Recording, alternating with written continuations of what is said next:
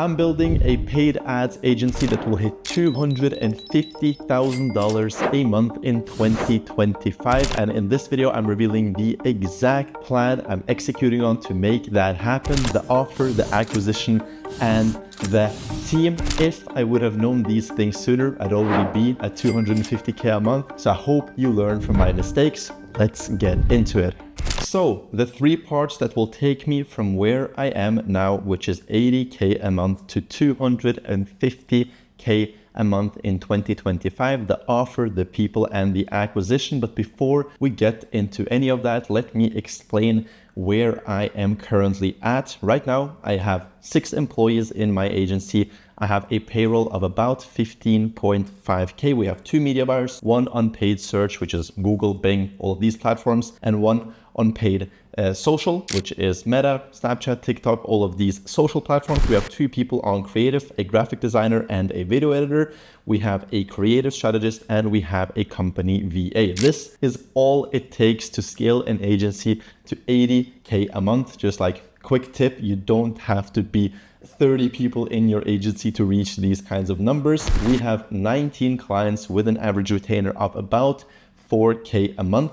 Most are e-com brands in Norway, and they are spending approximately $900,000 on ads every single month, which we are managing. In terms of subscriptions, that's like the only other cost we really have in the agency. We have about 25 different softwares. We are paying approximately 2K a month for. So let's get into how we are actually scaling to 250K a month in 2025. First of all, the offer. I am reworking the offer. This is going to be a lot of sauce. I can't really understand why I'm revealing all of this to you guys. I have spent years and years and years perfecting this. So get your notebooks out. This is going to be valuable. First of all, I am completely reworking the positioning of the offer in my agency. We are going from managing ads to selling a system or a framework. You can kind of use any buzzword you want here, but this is a huge shift because you go from being a service provider to actually selling a product that puts you in a market of one. I'm going to get into all of that right now. But first of all, why should you sell a system or a framework instead of just selling a service like managing ads? Well, first of all, it is repeatable. When it is repeatable, you can have much more streamlined delivery because you are doing the same thing for every single client,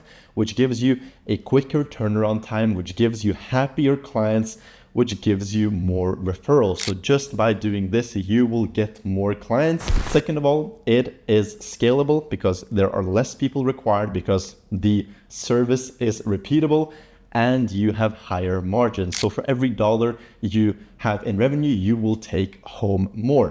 Next, by selling a system or a framework, you are in a market of one. You are not competing. You don't have any competitors, which leads to it being much easier to sell this system or framework, and there is no external pressure. A potential client will never jump on a call and say like, hey, I've checked out all these other agencies, what can you guys offer me? Because there are no competitors when you are selling a system. And second of all, you are dictating the price. They have nothing to compare it to, so there is no anchor, and it is much easier for the potential client to justify the cost. As an agency owner, yes, you can generate the business $10 million a year, but they will never pay you more than like 50K a month because they're just not able to justify to themselves when they could have a whole team of people working full-time for that same price. And all of this just means that you are working in a much higher leverage model, which means that you are getting more money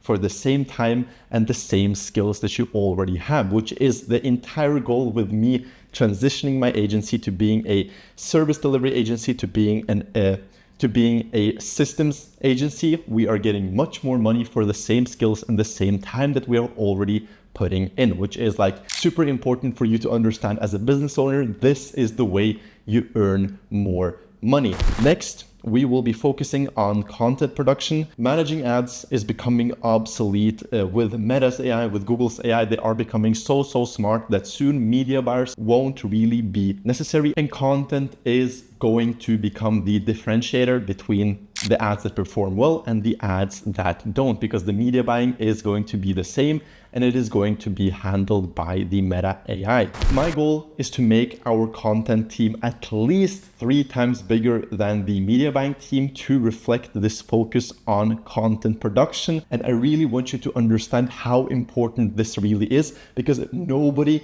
is talking about how important content is and how obsolete managing ads is becoming. You really have to understand and internalize this point. These are some of the ads that we are already producing at my agency. Please show me any other agency that has this quality of content that they are pumping out for their clients on a regular basis.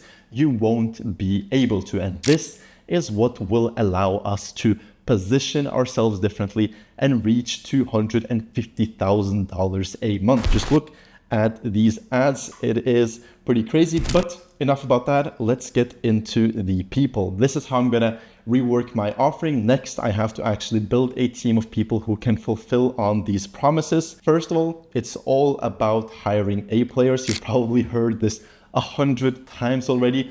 What does that actually mean? What does it mean to hire A players? People throw that around constantly, but nobody actually ever bothers explaining what that means. Well, first of all, and the most important thing that you have to understand with hiring A players is that you are hiring for attitude and you are training for skill, which means that you're not specifically looking for people with the best media buying skills or the best graphic design skills. You are looking for people with the best attitude. You are looking for people who are easily trainable. You are looking for people that will foam at the mouth to make your agency great. Then to actually find this, you need at least 300 applicants for every single role that you are hiring for. Don't get like 10 applicants, interview 3 of them and hire one of them. Get at least 300 applicants that you go through.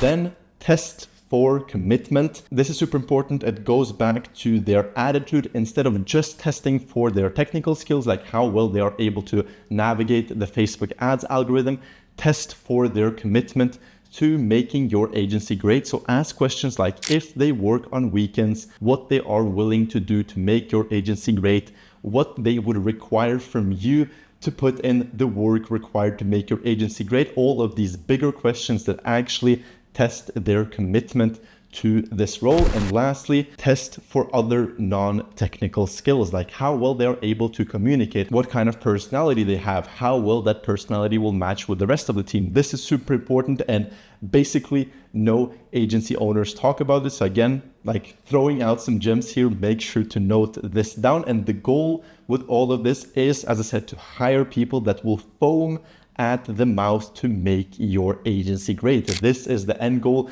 This is exactly why we are hiring A players. And this consists of 2 parts. First of all, is just hiring the right people, which I just went over. And the second one is incentivizing and motivating your team to stay A players, because you can hire A players, but then they will fall down to C players if you don't keep the pressure up. So let's get into that next. Incentives. Something that you have to understand here is that people do whatever they're incentivized to do. This is a core human truth and something that you have to internalize as an agency owner. Whatever you incentivize your people in your agency to do, that is what they will do. So we want both short-term incentives and long-term incentives. On the short-term ones, we want milestone-based performance bonuses or just performance-based bonuses. I recommend running milestone-based performance bonuses because that gives you the ability to control exactly what every single team member is working towards. So an example of a milestone-based performance bonus is once you reach X, you will get an X amount of dollars. So once you scale this account to spending 100K a month with a certain ROAS, you will get a, let's say, 4K performance milestone bonus, which will really drive people to work towards those shorter term goals. If having milestone based bonuses isn't an option for whatever reason, you can have just straight up performance based bonuses, which is like you will get an X% of the additional revenue that you generate for the agency or for the client as like a percentage instead of a milestone. But the point is, you need to have short-term incentives for people to work towards the goals that are important to your agency and to your clients. But in addition to that, you also need to incentivize longevity, which happens through profit share. So let me give you some sauce here. I was just at a yacht last week. I was talking to a super successful agency owner. He taught me this. So super new concept. Nobody's using this. Again, this is fucking sauce. So what you do is that you give your employees a profit share. So you put aside a certain percentage of the profit in your agency that you distribute to your employees. And whatever each employee gets, half of that you give them immediately. So let's say they have a profit share of 2K a certain month. Half of that, so $1,000, you give to them as a bonus that month. And the other half you put in a pot that is specific to that employee that builds over time. So if they every single month get a $1,000 added to this pot, in 12 months, they'll have 12K waiting for them in this pot. And the cool thing about this pot is that if they leave your agency, they will completely lose the sum and they will not receive a penny of it. And if you end up actually selling the agency, they will get their cut of this pot and walk away with quite a bit of money. So you are directly incentivizing your employees to stay with you for longer, and if they don't, they will end up losing out on quite a bit of money. This also, as a side benefit, opens up more cash flow if you want to pay out from your own pocket later on. So if you don't want to actually build that pot, you can just use that money for other expenses, for better cash flow in your agency. And when you actually end up selling the agency, you can take part of that sales fee and actually give that to your employees as part of this pot. So kind of up to you how you want to handle that. Again, just completely fucking sauce. This is never talked about in the agency game. So really note that down. Again, not sure why I am sharing this publicly on YouTube, but I want us all to win. So let's do it. Next, motivation. How do you keep your team motivated? Never expect your team to have the same internal motivation and drive that you do. You are an entrepreneur, you are a business owner. Your team will never be as passionate about the business as you, but they can come close. So the goal here is to create a team of monsters. Again, people who foam at the mouth to make your agency great. And you do this by, first of all, being hype, future pacing, and talking about how great your company is. So if you have seen The Wolf of Wall Street, you've probably seen these scenes where Jordan Belfort is screaming into the microphone to the entire company how great the company is, and the entire company is like super hyped. That is exactly the dynamic you want in your own agency. Even if you are an introvert, to be able to build a great company with a great team of monsters, you have to be outgoing. So force yourself to get out there and actually be hype for your team. It will create a much better team dynamic. And lastly, constantly let them know that they are being part of the next big thing. Because if you are building your agency in the correct way, which I'm explaining in this video, they actually are. You are building an amazing place for these people to work for years and years and years on end. Your goal is that your employees should, in 10 years, look back at working with you as the best time in their lives. Yes, it was super hard, super difficult. They had to push themselves to the limits, but it was also extremely rewarding, both personally, spiritually, and of course, financially through these incentives that I just talked about. So this is how I'm going to build a great team that will take me to where I want to be in my agency. Lastly, the acquisition. How am I going to get the clients necessary to reach $250,000 a month? Well, first of all, and again, something nobody in the agency space does, is physical events. Why? Well, the landscape has shifted pretty drastically in the last couple of years. Firstly, in like 2016, when this guy, Ty Lopez, was a thing, it was just enough to run some ads on Facebook and you would get clients for your agency or for your info product, whatever you were selling. Just running ads was enough. Then around 2021, 2022, personal brand was the thing that everyone was doing, like Iman Ghazi. But now it's not even enough to have a personal brand anymore because every single person out there is doing it. You need to build physical connection. So this is just a quick picture I took from Singapore when I was at Luke Belmar's event, and this is exactly why Luke Belmar has such a tight following. He actually goes out there and meets people, meets his fans face to face, gives them advice, and builds this physical connection that a lot of these online gurus don't do. This all comes down to how your funnel is actually structured. So you have a top of funnel, which is your LinkedIn content and webinars, which I will get to in a second. And then for the bottom of funnel, your most trusted fans and people who are ready to buy from you, they need physical events to actually be convinced to work with you. Next, I'm not saying that a personal brand is outdated and something you shouldn't do. Definitely, you should do personal brand. I am building mine on LinkedIn, so I'm posting on LinkedIn 5 times a week. 3 times a week is educational content, 1 time a week is a personal story, and then I do 1 giveaway where people have to comment a specific word, let's say info or giveaway, and that I send them a document that I promised in the actual post. And I also run webinars monthly. So I invite my entire audience to this webinar. About 400 people-ish join for every single one of the webinars. And then I go through and invite every single potential client that joined the webinar to those physical events, which could be a dinner, it could be a workshop, it could be a fun activity, just something that includes being face to face with people that is somehow business related, because you don't want to go like completely broad and do something completely different where business isn't even brought up. It's still important that it is a topic in the room. So as you can see, I get as many eyes on my agency as possible through LinkedIn content.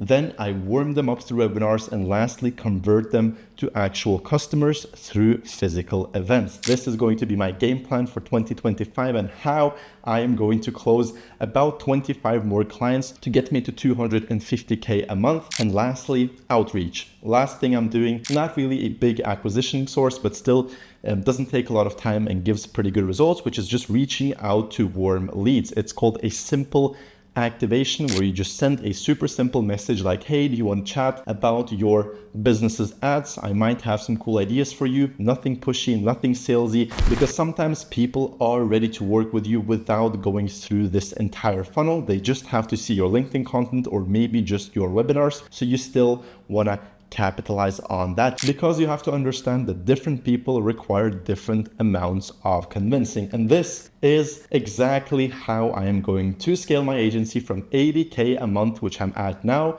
to $250,000 a month with 80+% margins before the end of 2025. Remember, to get to fuck you money with your agency, you need to have the correct systems in place, which is exactly what I just explained in this video. And let me reveal another secret to you. If you are struggling to get past 8K a month in your agency, it's not actually your fault, but rather the fault of the broken and outdated SMMA model that you are using. I built a hybrid growth agency using the performance growth protocol that allowed me to scale to 75K a month with 80+% margins, without cold outreach, without constant churn, and without retainers. I'm opening up 3 slots to work with me personally, one-on-one, where I will guide you to implement the performance growth protocol in your own agency to hit 25K a month with 80+% margins. So if that sounds interesting,